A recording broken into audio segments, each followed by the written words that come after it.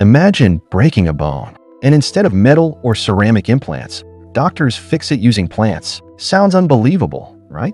But scientists have actually created a plant-based foam that can turn into bone inside your body. And this could change the future of medicine forever. Right now, most bone implants are made from hard materials like metal or ceramic.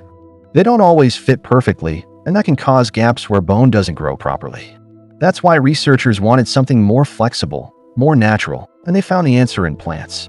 Scientists from McMaster University and the University of British Columbia took nanocrystals from plant cellulose, the same stuff that gives plants their strength, and turned them into a light, airy foam called an aerogel.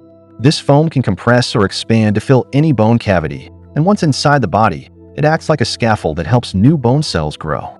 In lab tests with rats, bones treated with this plant foam grew 50% more than those without it in just 12 weeks. And when the bone is fully healed, the foam breaks down naturally into harmless substances.